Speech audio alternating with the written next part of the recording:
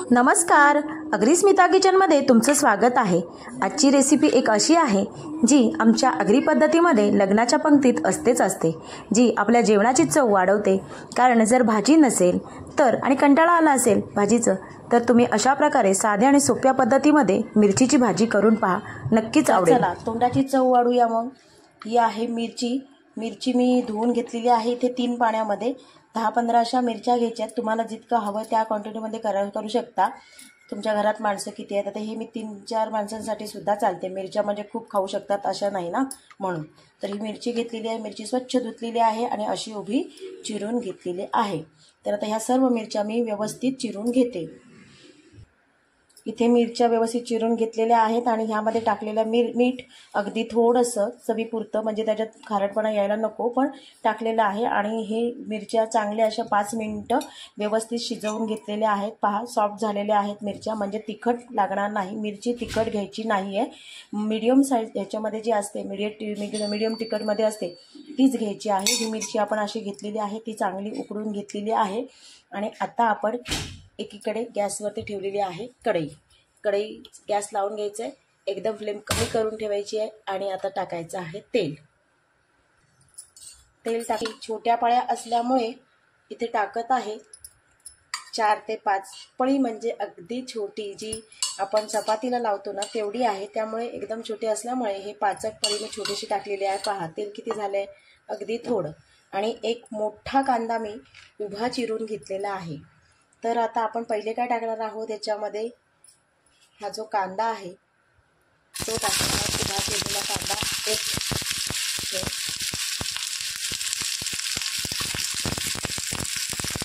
चांगलं नरम करून घ्यायचं आहे त्याला।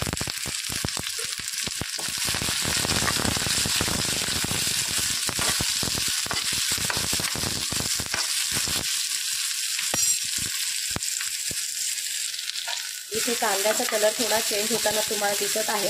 आता आपण थोडं साईडला टाकायचं आहे आणि त्याच्यात परत एक पळी अशी छोटी पळी, म्हणजे एक छोटा चमचा तेल टाकून घ्यायचं आहे। त्यामध्ये आपलं तेल गरम झालेलंच आहे। त्यात टाकायचे आहे अर्धा चमचा राई, अर्धा चमचा जिरं, अगदी थोडंसं चिमूटभर हिंग आणि हे टाकलेले आहे हळद अर्धा चमचा। मिक्स करून घ्यायचे आहे, तडतडते चांगलं।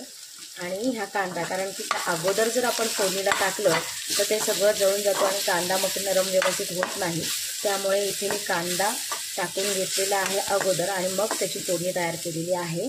आणि त्यावरती टाकणार आहे मीठ, थोडंसं मीठ, म्हणजे कांदा अजून नरम पडेल।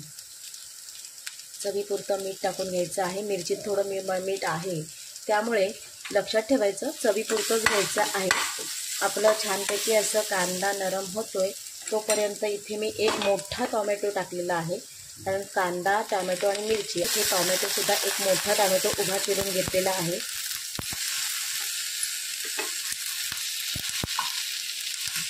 चांगलं असं मिक्स करून घ्यायचं आहे।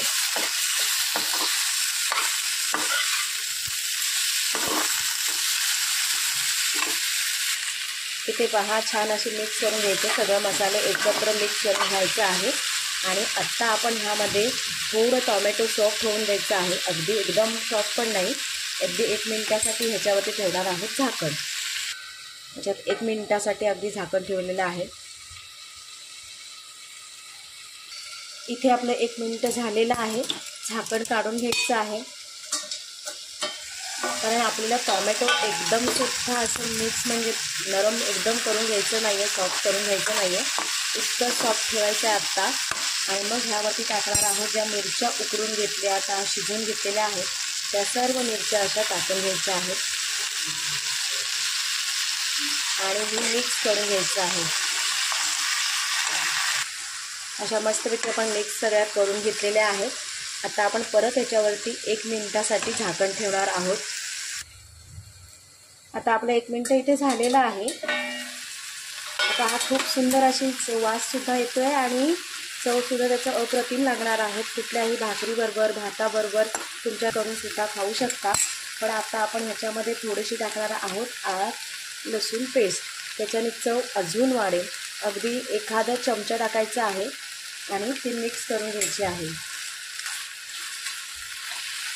आता आला लसूण टाकून झाल्यानंतर परत 1 मिनिटासाठी अगदी झाकण ठेवून द्यायचे। 2-3 मिनिटं होऊ द्या आणि मग आपण त्यामध्ये टाकणार आहोत। इथे परत 1 मिनिट झालेलं आहे। आता आपण ह्यामध्ये टाकणार आहोत कोथिंबीर, जी बारीक चिरलेली कोथिंबीर आहे, एकदम ती गावठी कोथिंबीर, गावरान कोथिंबीर टाकणार आहे। तो पहा कलर खूप सुंदर आलेला आहे, वाससुद्धा खूप सुंदर सुटलेला आहे। आता ह्याच्यावरती आपण कोथिंबीर चांगली अशी पेरून घेऊया।